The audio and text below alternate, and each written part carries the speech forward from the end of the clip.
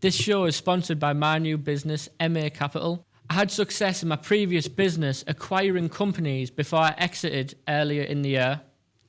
MA Capital is set up to support business owners on that journey, whether they want to sell now or they want to set up for a profitable exit later in the future.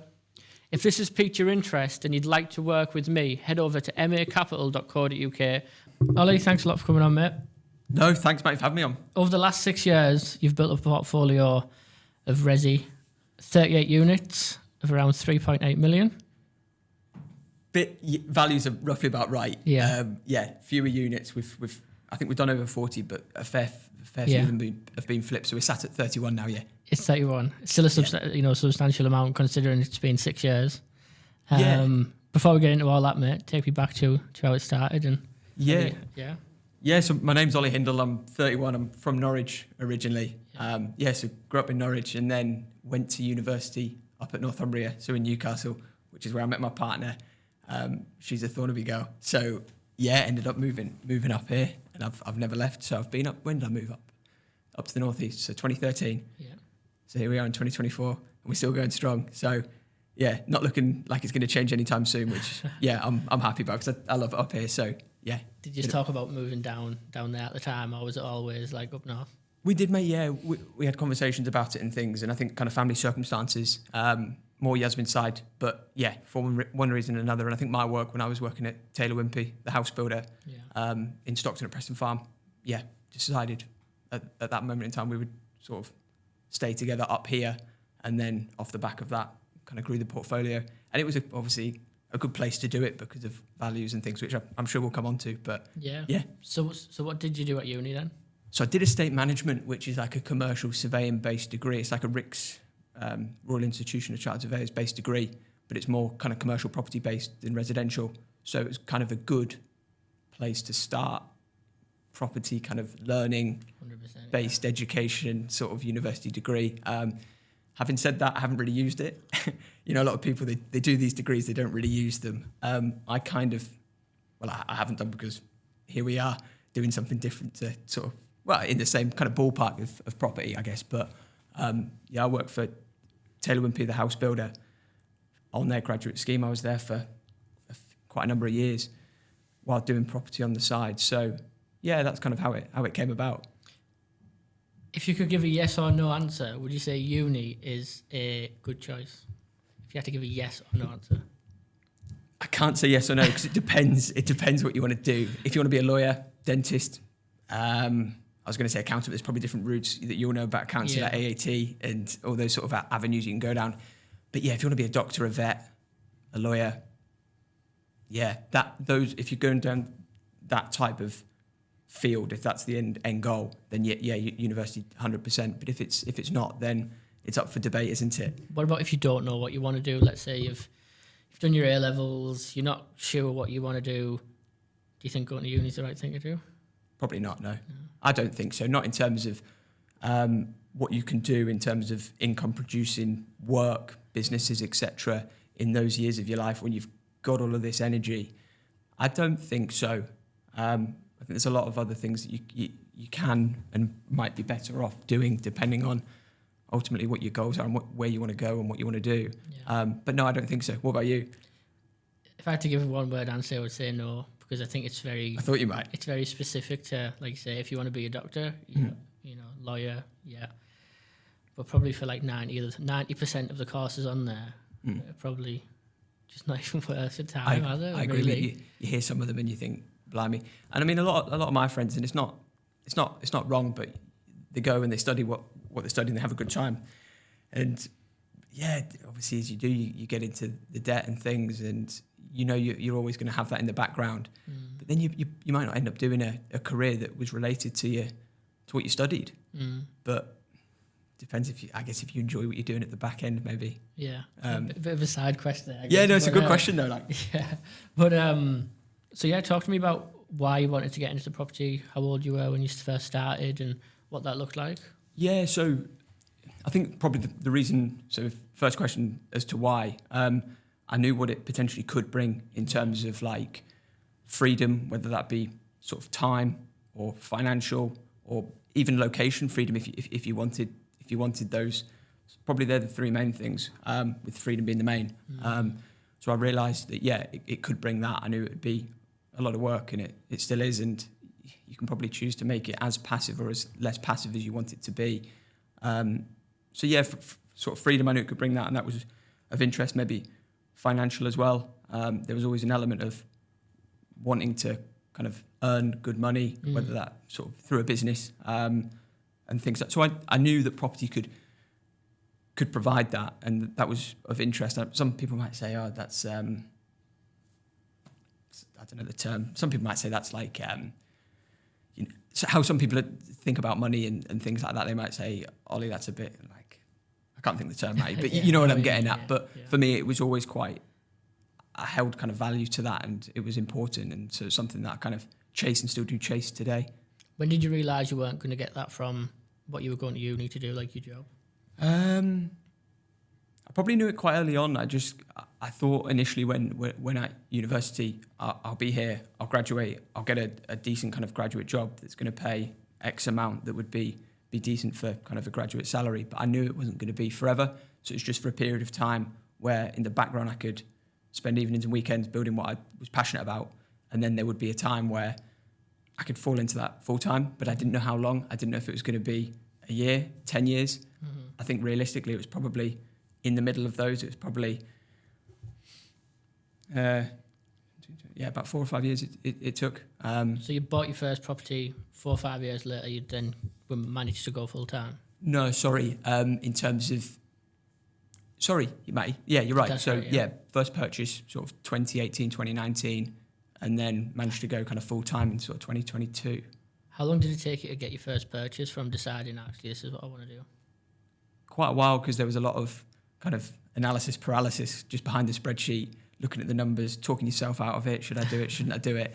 What about the resources? Did you have the resources there? Like, how did you get the finance and stuff like that to get into it? Yeah, so I mean, resources kind of no, in terms of like my family have never been into property. Like my parents own their own home, but they don't have any property experience. I don't really have any close sort of family friends or any friends really who have been kind of involved in property. So that was sort of kind of come from within. And then just sort of kind of wanting to learn. Obviously university helped to a degree, not completely, because it wasn't ideally focused around residential property and these strategies that you and I will probably discuss and things. But yeah, it sort of came from there. And then anyway, in terms of the first purchase, so pretty much self-funded. The deposit was savings from myself and my partner Yasmin. Put that into one deal in Thornaby. And whereabouts? Pottery Wharf. So it was like just off the new A60. build? Newer build site. I think it was built yeah. out by Keatmo or a developer maybe in 2010. I know what you mean. Yeah, you'll know the site. It's like Sun Street and then goes into Pottery Wharf. So it's one on there. Yeah. Light refurb. There's a lot of flats. So on the interim as you drive through, there's the sort of the high rise, maybe not high rise, but the flats, the apartments, exactly, and then further in. So that was the first deal. Yeah. Back in, I think we agreed it in 2018, and then sort of back into 2018, and then the purchase was early part of 2019. So that was funded traditional buy-to-let. Did a bit of work, but at the time I was sort of listening to podcast reading, trying to learn these things, and then realised that there's a way of uplifting the value, retaining the asset, refinancing it, using the same funds again. Yeah. But it wasn't a great deal.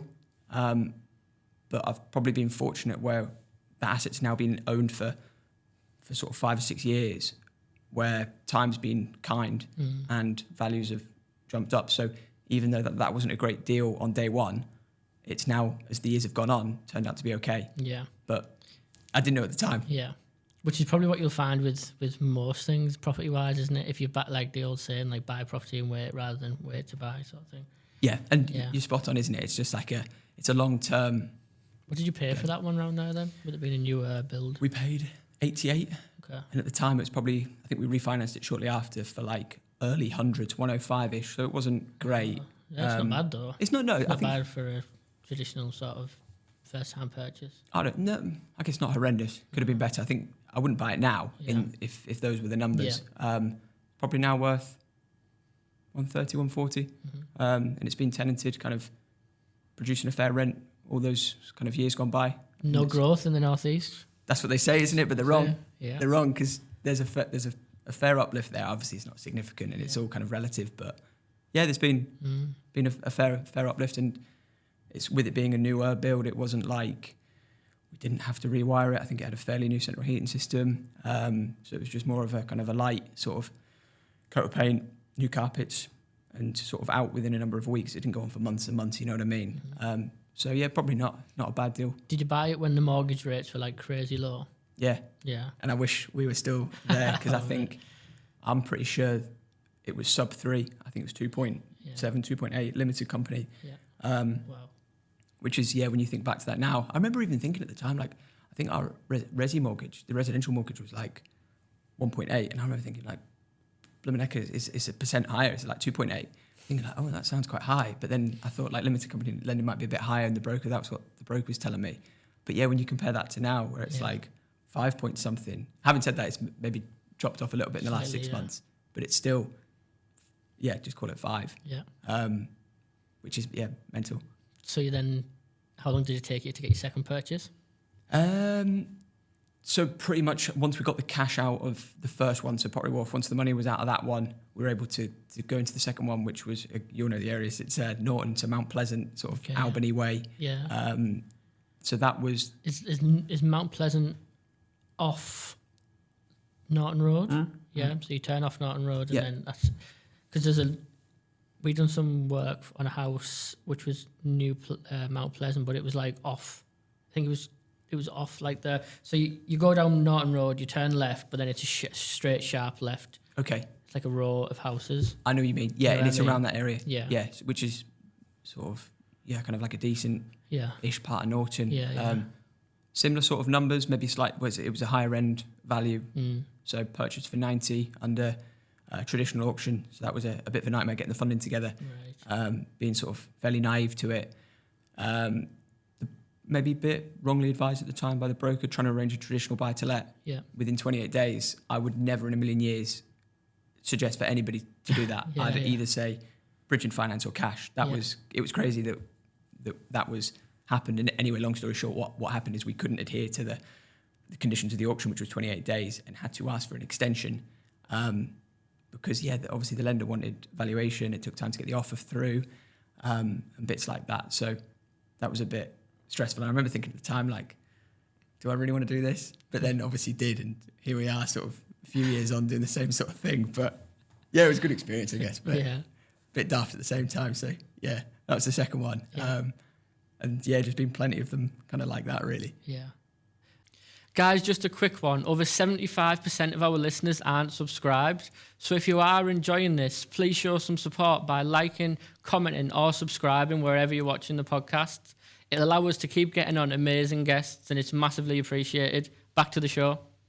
Who were the first people who you were listening to in 2018 who, the podcasts and stuff like you mentioned, and books and YouTube videos, who were those people who you were inspired by and educated by in the early days? Yeah, so probably no one local. There was nobody around this neck of the woods doing, say, what you're doing here. So it was probably more people based. So have you heard of Inside Property Investing?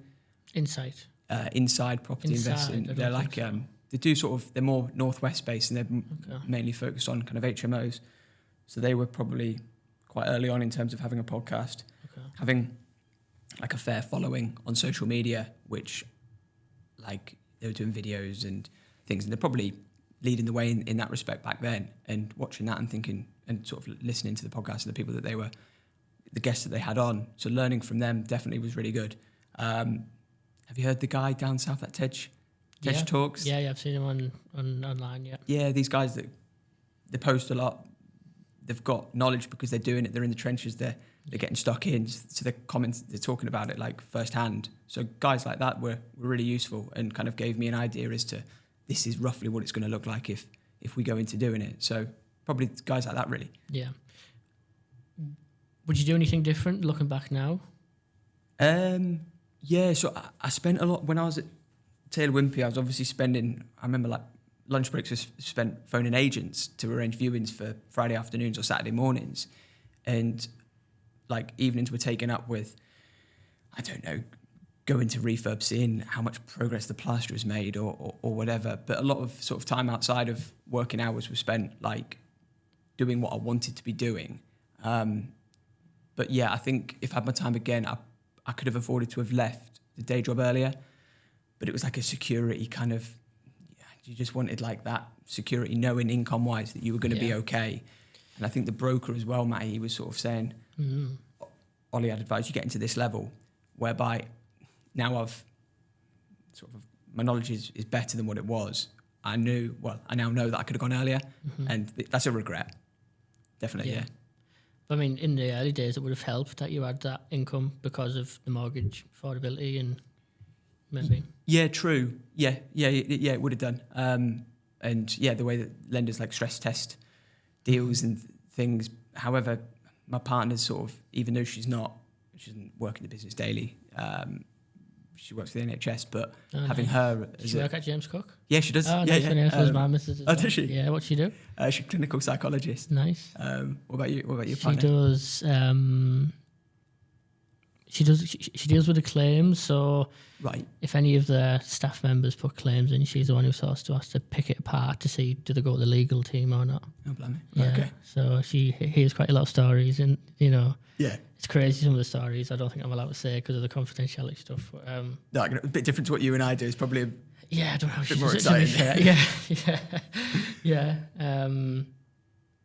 So have you built up your portfolio with your partner as well, or? Yeah, like me and Yasmin sort of like weekends decorating, ripping out houses, viewings together.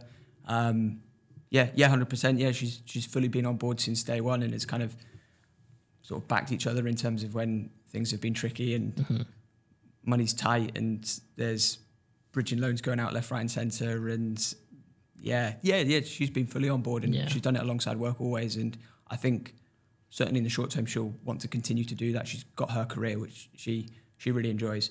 I don't think she'd like the daily stuff of speaking to a lot of the trades and the problems that you get on site and all that. So she doesn't want to be involved with that sort of rubbish, you know what I mean? So she's quite happy doing what she's doing. Yeah, absolutely, fair play. Is the idea, is the plan or the goal to get her in the business full time, or? It would obviously help having more hands on deck, and it would help me out, and it would free me up in other aspects to do things. But I don't think ultimately, maybe at the moment, she wants to do it with her career and like the studying and things. I think she wants to have a fair stint in doing what she wants to do. She might reassess in 10 years' time and think, do you know what, it's maybe not for me. I thought it was, but I'm now mid-30s or however old Yasmin would be at the time, and then think like, nah, I'm gonna do the property stuff with you full time. But no, I think for the foreseeable, she's quite happy with her career and helping people and what she does. When I was starting Brooklands, I always used to try and get Amy to come and like join me. And I think she definitely made the right decision of not, because I think we probably would have killed each other working together, because I think she needs to be right. Yeah. It's a tricky one, isn't it? Because you'll live together, and then you'll be at work together, and then it would just be like pretty non-stop. And I can imagine, the only things you'd be talking about probably, unless you were really like disciplined, would be work. Yeah. And there'd be no is it the right thing? Probably not. But also what's worked well is the security of maternity pay. Like, I'm not a big one for security and being risk averse and stuff like that with a job. But what's worked for us since we've had our little girl, obviously she's been getting maternity pay. So obviously would be difficult to do that, as a startup business. True. There's definitely certain benefits that come from, especially like your NHS and your pension and your holidays, and like you just commented on that, like your maternity pay, that if she was working with you, that she wouldn't get. Like it's just I tell her, come on, get to work. Exactly, and it's not. So which she probably wouldn't enjoy. So yeah. So what was the feeling like going full time? Like unreal. It was strange, It was really weird because I'd kind of never experienced anything quite like it before. It was kind of like total kind of freedom and sort of self-discipline in terms of you know what you've got to do, you know what the goals are, the targets are, you know what you want and how you've got a rough idea on how to get there. You just need to action it and do it. But I'd never really. My parents have always both been employed. My dad worked for ITV. Nice. Mum was NHS as well. Yeah. So I've never really knew. It was just sort of like make it up as you go along to a degree. Yeah. But yeah, it was pretty like unreal kind of feeling. But then it's quickly sort of, before you know it, you're like extremely busy. The hours are full on. Like you're getting stuck in, and it just feels like, and this is my fault, it just feels like another job, but you're just doing crazy hours all the time. Yeah. More enjoyable though, or not? 100%. Yeah. I wouldn't change it for the world. If someone said, we'll offer you like a daft salary, but you'll have to report to whoever, or these are the guidelines, these are essentially what you've got to do, like I wouldn't do it. I'd prefer to be self-employed, earning pretty nominal small amount, than being employed earning whatever it might be. But I know that's not the same for everyone. That's not necessarily the right thing to say. A lot of people I know work really well in their roles, and they'll grow at companies and do well, and that's good for them, and that will work a lot better. Like the structure and various other things that will bring. Mm-hmm. So it's not necessarily kind of all good, you know what I mean? So, yeah. I get what you mean, yeah. Did you have any previous business experience before you started doing this? Or was it just... No, I hadn't. This was sort of my first kind of instance of being involved in sort of like in a business kind of capacity. No, I hadn't. I mean, a friend had like a coffee company which I like invested in. Again, it's a pretty small amount of money, and he just sort of ran it, and then we sold that. But I wasn't involved. I didn't get involved with any. Did you do well out of it? Did okay. Numbers weren't kind of overly impressive. It was all right, and some of that funding that was used from that sale kind of has gone into this business in some fashion in terms of funding assets that we've purchased. Mm. So yeah, it's been helpful in that respect. Have you seen the changes in your business from when you were part-time to when you went full-time in terms of like the numbers increasing? And yeah, significantly, just primarily because of the time that you've got available to you to allocate to one thing. So yeah, definitely in terms of what you can sort of raise investor funding, that was always tricky when you didn't have like a track record and sort of a portfolio behind you. Mm-hmm. So stuff like that, you can't doing it on evenings and weekends. It's tricky, and I think that was always the goal to go full time in property. But yeah, that's so in terms of what I've noticed is ability to raise funding's easier. You can view more, you can offer on more, you can essentially secure more deals, you can have more refurbs running at once. But then the downside is you very quickly busy yourself with multiple refurbs on. Yeah. Like operating stuff, rather than what's next. Yeah, precisely. And before you know it, like you're just sort of in the thick of it and firefighting to a degree. But I'd prefer to be maybe doing that, and you're busy, and you know things are happening in the right way, and it's just full on. But it's the way that I'd prefer to do it. Yeah. Is there anyone else in you with the business, like say managing projects, or what does a day in the life of a full-time property investor look like? So no, it's just me. Everybody that we use, whether that be solicitors, accountants, trades, letting agents, estate agents, etc. Obviously, they're just sort of like the trades like subcontracted. You know what I mean? So no, it's just me. No kind of VA. I know I was listening to when you were chatting to David about it, and he said he's had a VA, and I was thinking to myself that would help me in terms of it would be good for the person as the VA because it's work for them, but it would also help me out in terms of it would free me up to do more sort of maybe not income producing tasks, but yeah, just sort of tasks that I want to be doing rather than having to do kind of everything. I think what's underrated as well is the time just to think. Yeah. Just to sit there and let your mind wander for a couple of hours. Yeah. And then I think you come up with better ideas. You've got a better vision. You've got like a helicopter kind of like perspective of what's going on rather than being in the thick of it and not knowing whether you're bloody coming or going. See, it's a really good point. It's something that I'm trying to work on, and I've been trying to work on it for a while. Yeah. But I'm still finding myself like at times doing stuff that I don't really want to be doing. What takes up the most time? Out of all, how do you mean, Matty? In terms of out of every kind of part of the... Yeah, out of say, what's taking up the time the most of what you're doing day to day, week to week? Which you think? wish I didn't have to do that. Or do you know what? It's probably more. And I shouldn't say stuff like this because it should be outsourced. But it's probably more of the admin, the management of the portfolio, all the sort of the maintenance issues which you'll know about from your Brooklyn days. And it's a cheap, like if you could get rid of that for 10% of the rental roll, could you make more than that? It's one of them. That is probably the exact question, isn't it? With the benefit outstrip like the cost of it. And if you're saying circa 10% of what the rent is. But I think you've got some bargaining power with agents as well. If you've got 31 units in your portfolio, they're charged 10% for argument's sake. You might be able to go in at. Well, you've got a bargaining power basically. They might do it for 7 or 8 or whatever it is. Yeah, it does make you think in terms of what you'd gain. I mean, I've always had a sort of a naive view where it's sort of penny pinching in a way to a degree where, say, if an average rent was 600, 650, just me in my little head thinking, there's sort of 60, 70 odd quid, multiply that up by however many there are.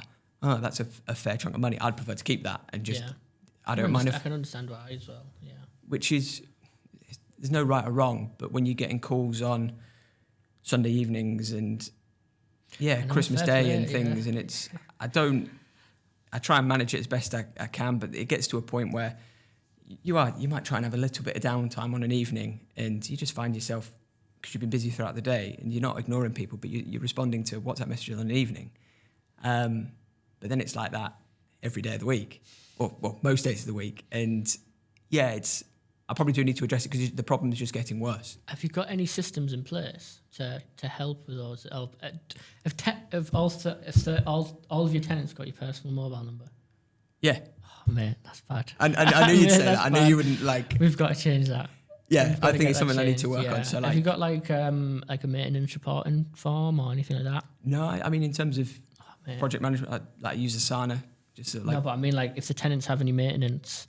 How are they just giving you a bell? Yeah.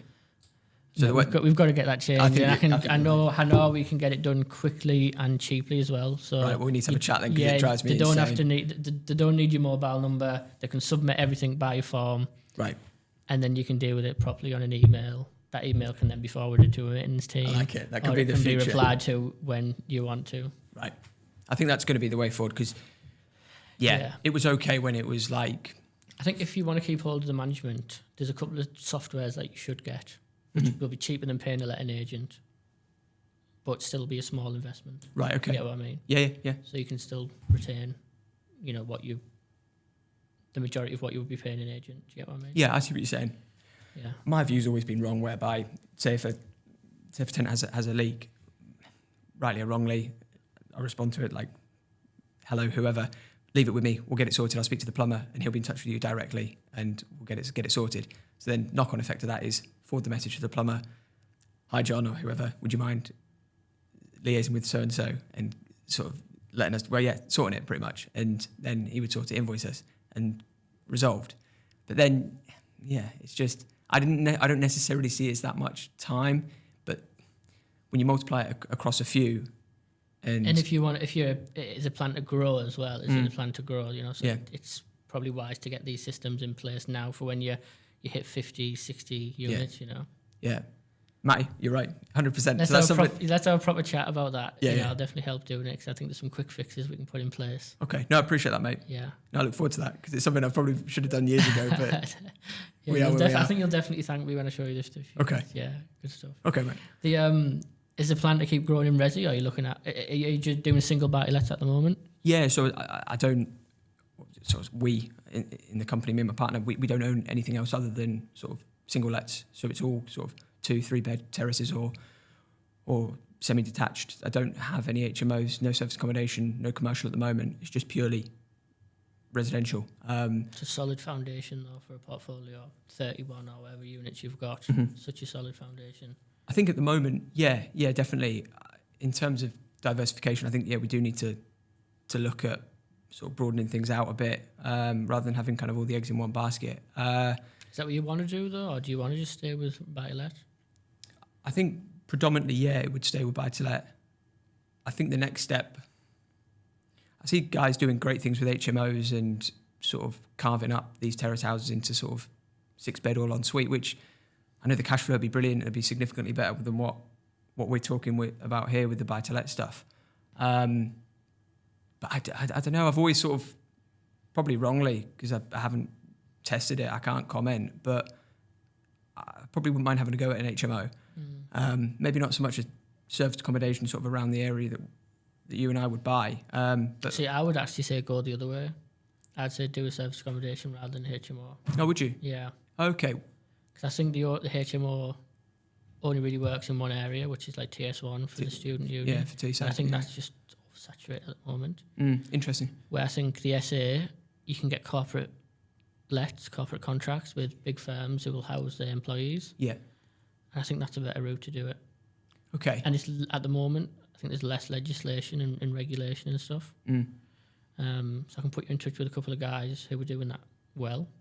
But yeah, be interested to see which route you go down. Yeah, it would be. And I mean, it does sound of interest. And I think everything's just been very plain, very simple, kind of vanilla buy-to-lets, just rinse and repeat, same again, and just started cranking up the numbers, buying sort of kind of smaller portfolios from people, landlords wanting to exit the market. Nice. Rather than having to do them individually every time, which was kind of a bit monotonous and slow. How did you get in touch with these? 'Cause I'm sure people are going to be wondering, how have you done it? How have you raised investor finance, and how are you buying portfolios from landlords? So let's just try and unpick that, and I'm sure that provides some value to people who are listening, right? So first question would be, how have you found investors to lend money from? So it got to the point where, as it would with anyone, unless you've got a silly amount of money, your own funds are gonna go. You're gonna tie them up in multiple deals. So the only way to go is either maybe have a cash flowing business that's doing well, and you can use those funds from a business and stick them into your holdings company and buy through that, or alternatively, raise external investor finance, which is the route that we went down in sort of 2021, 2022, which sort of springboarded us in a way to being able to acquire more and generally kind of do more.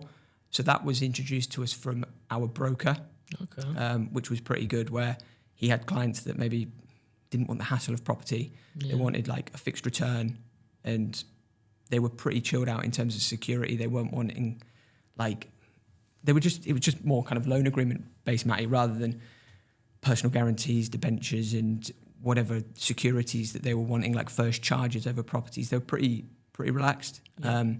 So all of a sudden you've sort of raised that funding. You can do more, you can buy more.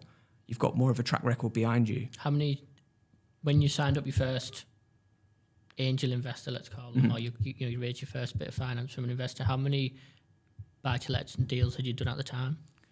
So we would got to the point where it was under 10, probably sort of 8 or 9 of our own. So 8 or 9 of your own in how many years?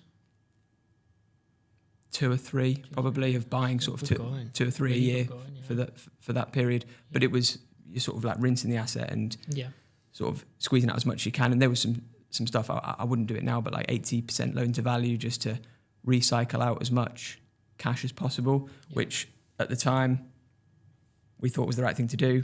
Fortunately now, it got to the point where we can now reduce the loan to value a bit, but that 80% was just to kind of pull as much cash out as possible, just to go again and again and again. But I'd definitely say raising investor funding if you can, if you've been able to do a few deals yourself, is pretty important if you're wanting to go down the route of doing more. But you might be happy with doing your own, having 2 or 3, 4, which is brilliant. And you might not want to engage with anybody externally, because then it sort of dilutes things somewhat, because they're going to want a return. You're going to have to find a better deal, maybe. There's more equity in it and margin to play with. Forecasting that they're going to want the money back in, let's say, 12 months' time, if that's what you've agreed with them. How is it best to structure finance with investors? So it depends in terms of what their needs are and how they want to sort of structure it as well. If are they looking for something for, say, 12 months, or are they looking for something longer term? Like some investors might be like sort of 5 years. Some investors are wanting more of a monthly based return. So you just pay them in the interest on a monthly basis, and you've agreed that you're going to return the funds after, let's say, 12 months. It depends what their criteria is, and what some are, let's not say elderly, but they're retirement age, and they're sat on funds, and it's sort of not really producing them a great return, and we can maybe offer them something that's a better return for them. It depends what they want really. So you would say get an understanding of what they want, what works for them, and just make sure that's forecasted into your business plan, achievable, and you can deliver them a result and a return. I'd say so. Yeah, and if you're transparent with them in terms of what you're going to be buying, and from the outset, and they know what you're going to be doing, and everything's kind of drawn up, loan agreements, whatever. And you can then structure it and do with those funds what you think. But obviously, as you touched on there, the deals do have to be kind of watertight. You've got to make sure the numbers work, because it's essentially not it depends how you fund it. You might use bridging and then top it up with the investor funds, or you could tie up all investor funds in one deal. That's probably the most important thing, is know what you're buying and know the numbers. Mm. I think what that boils down to there is tap into your existing network of brokers, but also agents and builders as well, to see if they know anyone who wants to get involved with property, lend some money. Yeah. We've just started lending money to an investor who we do the building work for. So that just comes back to that example. We're the builder for this lady who's building a portfolio, and we're lending her money. So brokers, agents, builders. So that's a creative way to do it. It is, mate. And talking about what you're doing and being I was always sort of, rightly, probably wrongly, cards kind of held close to my chest in terms of not really wanting to tell people. But going back, you should be more transparent. You should sort of tell people what you're doing, because you'd be surprised. Sort of, there's money out there. People have got savings, whether that be people that you know, whether that be friends, family, sort of friends of friends.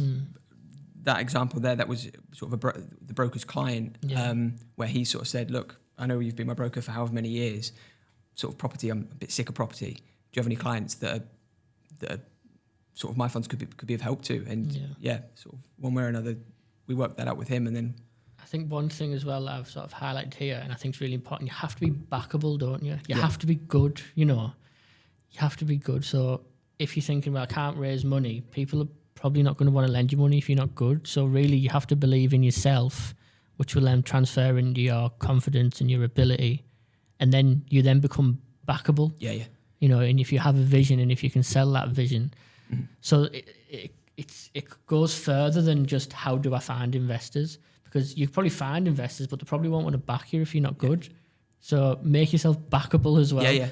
And then you probably naturally just find the investors. 100%. If you know what you're talking about, I don't mean in a way where you're sort of arrogant and cocky about it. You're always learning. You're always looking to know more and learn.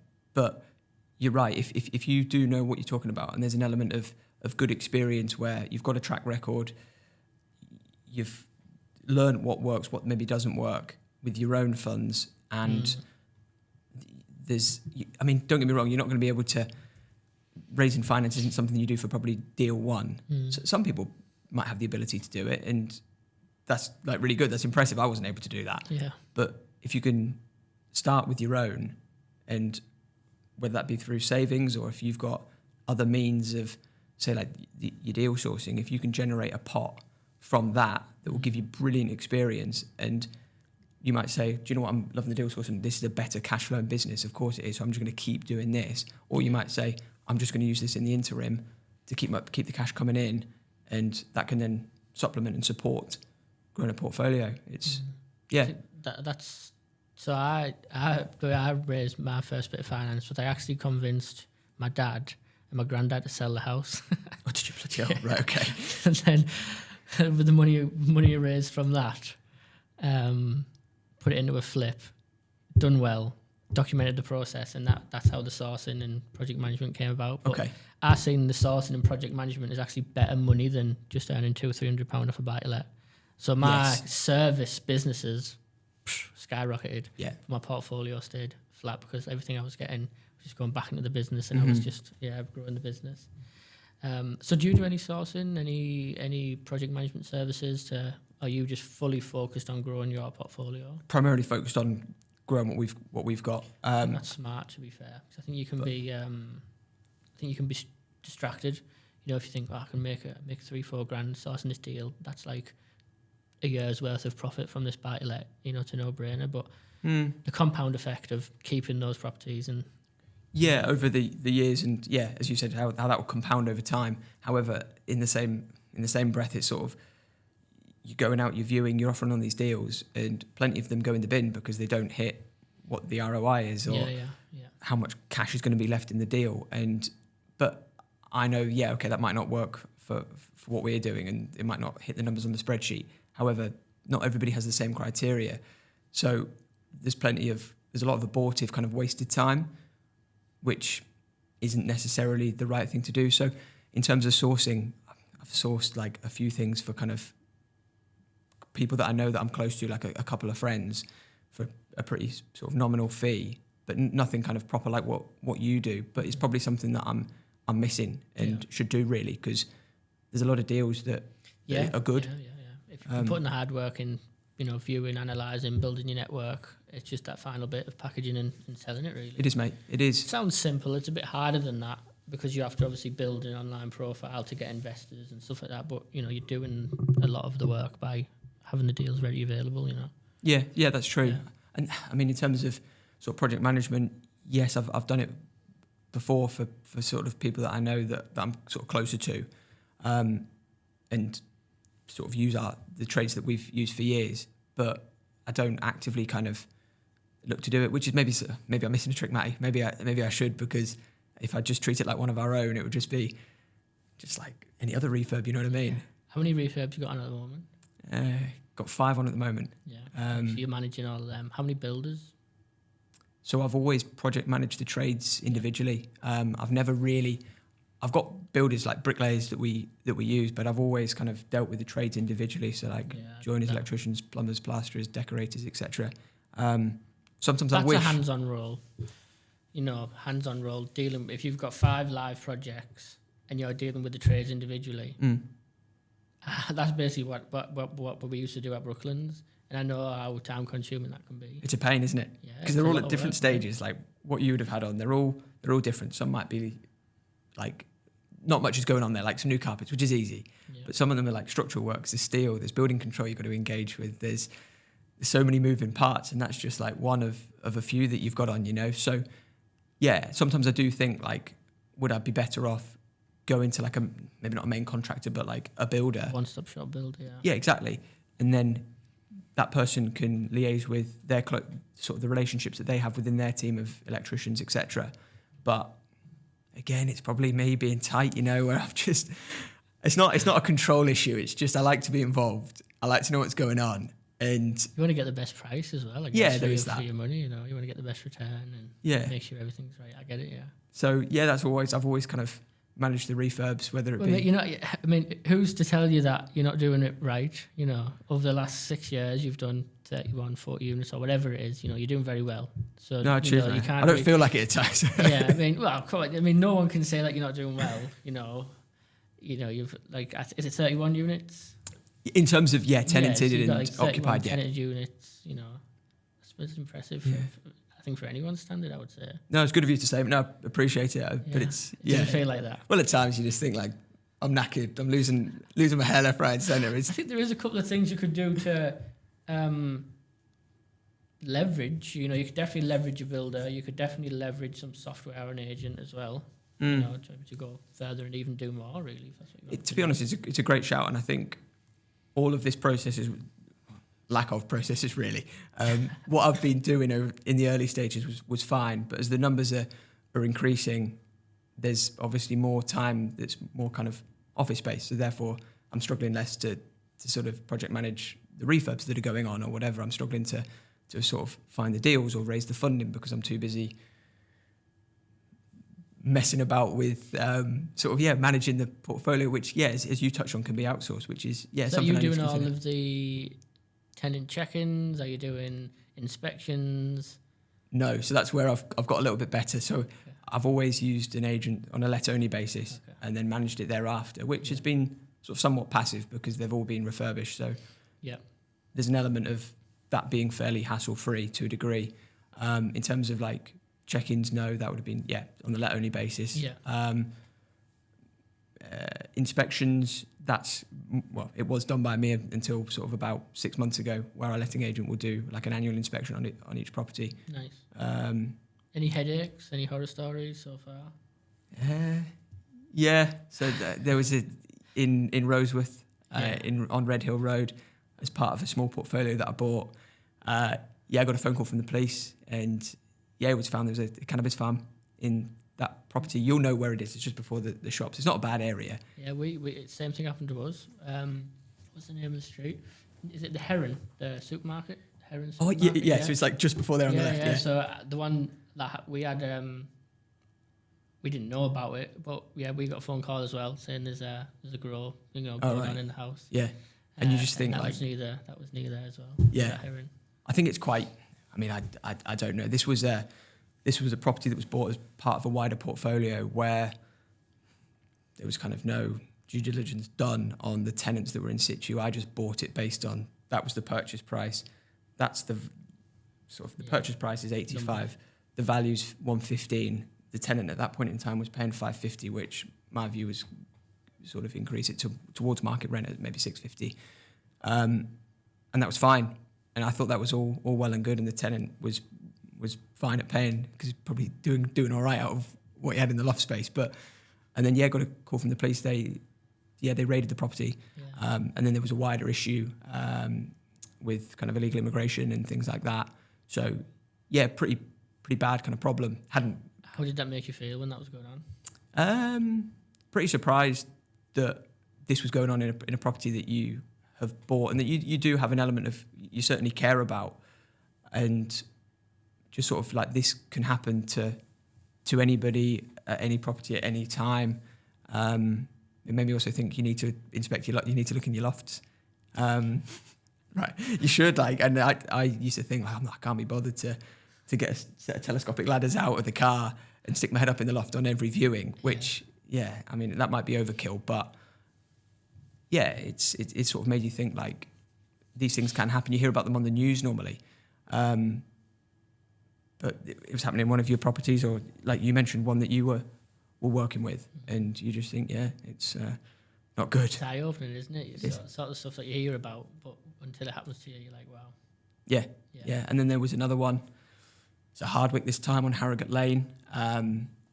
Again, this was part of makes me sound like the portfolio seller of who I bought these from was just offloading all the rubbish, all the ones that he had the problems with. But how did you get in touch with that seller? Because I think that's, if investors are listening, they're going to want to know how to get in touch with portfolio landlords or how them sort of deals come about. So how did that deal come about with the portfolio landlord? So there's been a couple of instances where portfolios have been bought, one of which came through the broker, which was a different broker who I touched on earlier, who helped with the investor funding. He had a client that was looking to exit the market, sort of roughly retirement age, wanting to kind of cash in. The same broker or a different broker? Different broker, sorry. Different broker. But I think that just highlights again that, there's a lot of juice within your network, let's say, isn't there? Yeah. Build your network up, and naturally they'll have their own networks that you can tap into. 100%. And you don't, when you're speaking to them on a daily basis about bridging finance or sort of term mortgages that you're looking at, you don't necessarily think of other opportunities that might come like that. But so that came through him. And then let me just think of the other more recent one, where the properties were sort of like West Lane in Middlesbrough, and that one that we mentioned in Red Hill Road in Roseworth. So that was just from a local chap, part of like the Harriman family. I've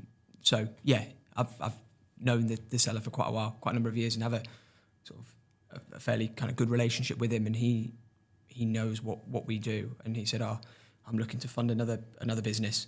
So a good way for me to fund it is to sell off some unencumbered properties that he had. How did you know him in the first place, though? So it's a family kind of link. His daughters are involved with horses, as is my partner's mum, and it came about like that. So I've known him for family friends. Yeah, essentially, yeah. And yeah, as he's wanted to offload and we're in kind of the buying phase, it sort of was of interest to us both, worked out the numbers, agreed, and then purchased.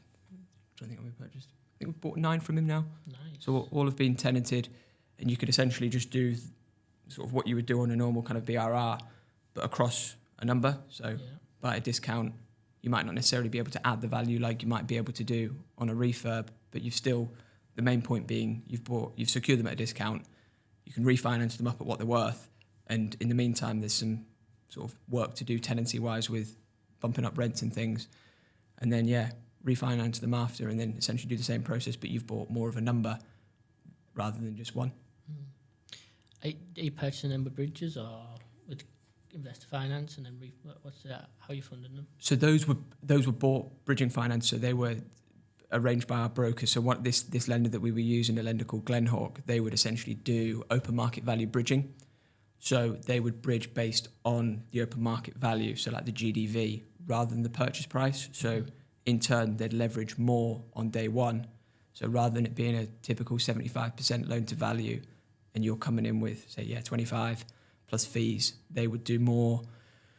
It was 90% loan to value, but it would net back after fees to closer to 85. But it didn't really matter because you knew the numbers, you knew what they were going to value up at, or you had a rough indication what they'd value up at. Worked quite well. And then all you would do was refinance them onto term buy-to-lets with Paragon or the Mortgage Works or Fleet or Aldermore or whoever the lenders were. Is that bridging lender still in the market with that product, or is that something that's gone off the market? No, we've got live bridges with them at the moment. And I might need to chat to you about that as well. They're a good lender, Matty. They're not necessarily the quickest. So if you bought something at auction, hypothetically, and it was 28-day completion, they couldn't do that. But so they're maybe not best for speed, but they're really good in terms of like being able to leverage more of their money on day one. So they're a good. So that's an example of where we've used Glenhawk. Bridging for those purchases. Yeah. Given the current climate today with interest rates and maybe prices are where they are, would you start again today? If you didn't have anything. Yeah, because it's all, in my eyes, it's all still viable. The numbers still work. So yes, it was a bit of a kicker, wasn't it, when interest rates went from circa 3% to sort of 5.5%, and when you were having to come to the end of the 2 or the 5 year fix, and it was like, blimey, it's gone from 3% to close to 6. Yeah. But in the same sort of breath, at the same time, rents have also jumped as well, sort of quite significantly. And that's not landlords necessarily being greedy. That's just the way that the rental market is, the sort of the lack of supply. And with how things are with demand, people are willing and able to afford to pay whatever market rents are. So sort of to answer your question, I would still do it again. It's just the same. It's just maybe a bit more. Mortgage rates are a bit more expensive, but the rents are higher. That's so how I see it. Maybe net effect is somewhere near nil sort of thing. Yeah, roughly. Yeah. There was a bit of short-term pain where sort of rates jumped up pretty quickly in a short space of time. You're going to get that with cycles, aren't you? Yeah, you would. And then rents, maybe I wasn't maybe quick enough or aggressive enough to increase the rents with like longer-term tenants. Yeah. So there was maybe a short-term period of pain. Yeah. But no, to answer your question, I don't. You do again. Keep cracking on, yeah. I think so. Are you a millionaire, Ollie? How would you define that? Sorry. Just would you class yourself as a millionaire? With in terms of. Just under your own definition. I think everyone's definition is slightly different, isn't it? Would you ever think, I'm a millionaire? Yeah, I guess I would, in terms of if your assets are worth whatever your assets are worth. Yeah. Deduct whatever you owe, and if that figure's over the figure you just quoted, and yes, it would be. So yeah, I would say so. Yeah. Yeah. And what type of deals are you coming across on a weekly, monthly basis? Like, what are the figures that you're like, yeah, that works for me? So it's much of sort of the basic. Yeah, maybe net cash flow, total amount left in. Sorry, I see what you're saying. So sort of two criteria, really two main metrics. They would be return on capital employed. Which would be what sort of stuff are you coming across if anyone was listening and they wanted to maybe joint venture or even buy deals from you, or get a bit of advice? So ideally, like to get the money out of a deal within 2 years. So yeah, looking at stuff at 50%, 50%, yeah, exactly, which is high, and obviously a lot of deals don't work at that level. But yeah, so obviously, yeah, the effect of that is that yeah, it's tricky to find deals where sellers might accept that, or there's enough kind of value that you can add in order to get that sort of level of return on capital. Yeah, definitely. But also, yeah, money left in a deal. We wouldn't do anything that left more than 10,000 in. So they're the sort of the main two, Matty, in terms of what we would. I'm not as fussed on yield, like gross yield, net yield, because the yields around here are always going to be better than other locations, aren't they? Yeah, I think it's just a quick indication of whether you should actually go, like, spend more time doing the due diligence. But like you said, the money left in and the ROI, mainly just the ROI, really is the figure that you've got to get down to. Yeah. You know, I mean, you can calculate the yield in a minute, but with the ROI, it's going to take you a little bit of time, isn't it? And more moving parts to it. Yeah, I think one thing, I was saying this to my partner the other week, one thing I'm not brilliant on a spreadsheet, but one thing I need to sort of factor in is growth. So those figures we've just talked about there briefly, that's looking upon refinance. Yeah. So like day one refinance. So once you've done the work, getting out, paying off the bridge, exiting onto your term buy to let. I'd quite like to incorporate in something that was like a longer term view. So like estimating that growth was going to be, 5% uplift per annum. Yeah. And in 5 years that the asset's gone from purchased at 80, you've spent whatever on the refurb, but that asset's now like worth 140. Yeah. What that would look like on the numbers. That's something that I don't include because it's more kind of focused on here and now. Does that deal work on, can I offer the agent this figure based on refinancing it in 2 or 3 months at that figure? But yeah, having a longer term view is a good idea as well, I think. Are you big on, do you set like KPIs within your business to view X amount of properties per week, or how do you sort of structure your business's week? Do you know what? I should. We've got like a kind of an overall goal of, right, this year we're gonna buy 10. With how things are shaping up, let's buy 10 this year. So when you break that down, it's say 1 a month. But not in terms of I should, but I don't. In terms of breaking it down on a weekly basis, right? I need to view 20 properties, for example. Let's just say, obviously that's a lot, but and then get 20 offers out. But it's a bit more kind of scattergun approach, as to, right, Pattinson's have just listed this at auction, right? I need to get round there, and it's a bit more like that. Yeah. In how it actually works in reality. Yeah. Do you want to work with investors to source some properties, or would you rather raise finance from them and pay them a fixed return? So for argument's sake, you could, earlier in the conversation you mentioned that sourcing is maybe an avenue that you could capitalise on, but also help investors as well. So is that something that you want to do, or would you rather raise finance from them? I'd be more. No, it does. Yeah. I'd be more focused on raising the finance and going all guns blazing on doing what we're doing. But then, as sort of an outcome of that, there is wasted sort of opportunity where deals are being discarded. Yeah. And there is some. It's just a loss. But I know that could be put onto somebody else that would buy it, and then that could be moved on for a fee. But yeah, I'd probably be more inclined to what you said at first, sort of doing it on a fixed return basis. Yeah. And if investors did want to work with you on a fixed return basis, what type of returns would you be offering?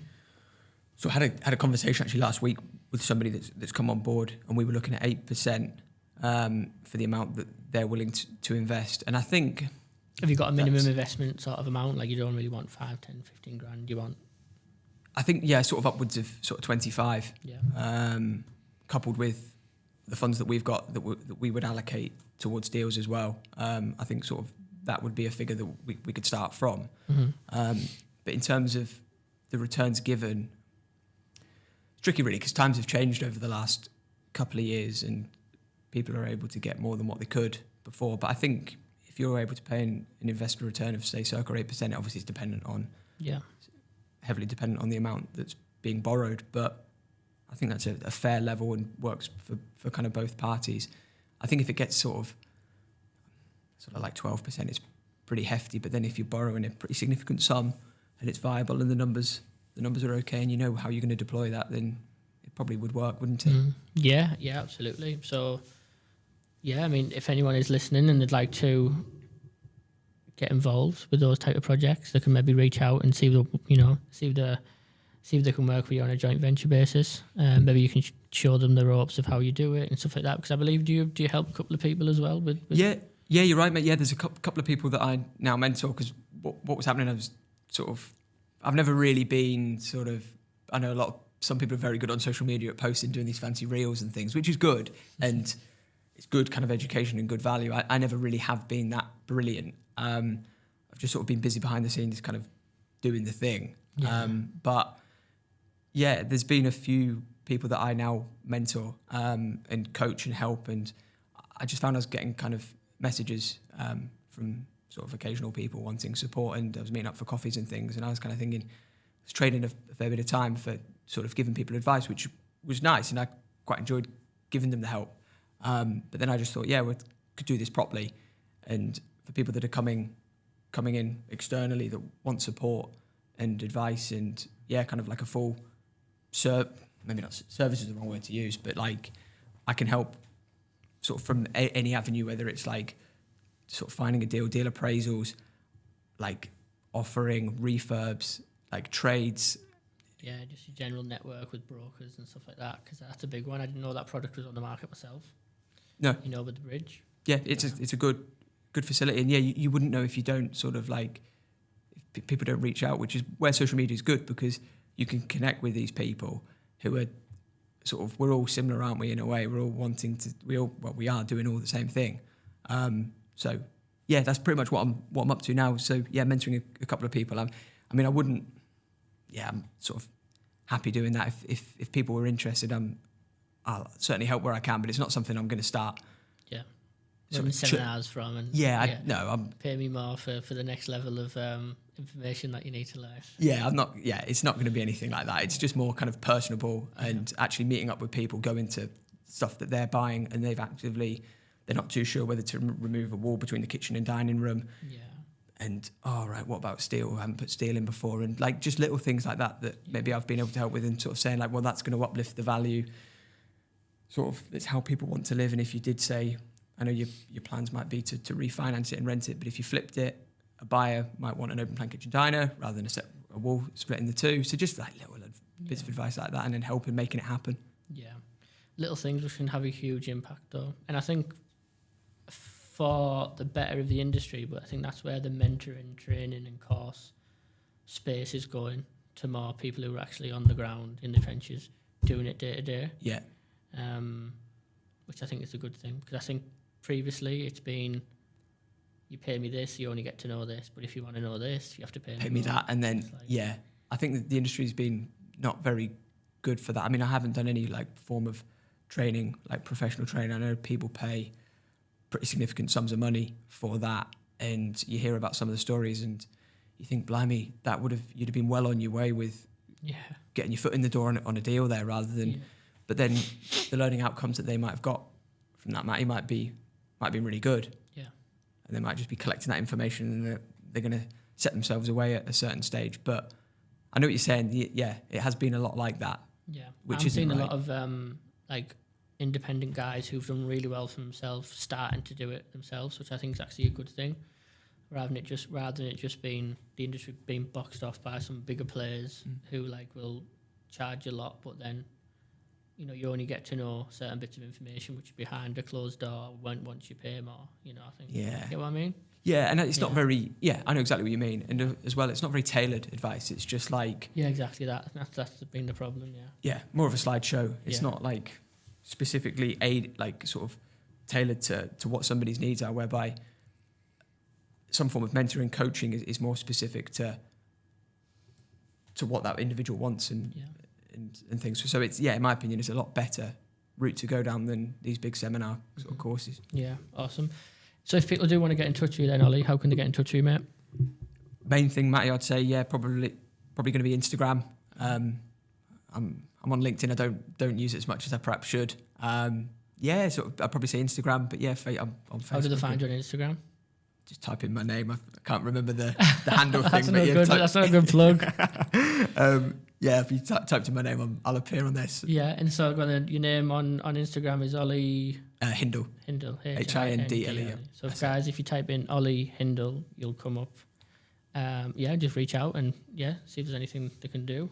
They can get involved, I guess. Yeah, definitely, Matty. And if I'd like to think that I'm a pretty easygoing fella, and if anybody wants to have a chat about any deals that they're looking at doing or any advice on anything like that, or working together in some way, shape or form, then Amazing. I've enjoyed it, mate. Thanks so much for coming on. No, thank you, Matty, for having me. And cheers, mate. Cheers.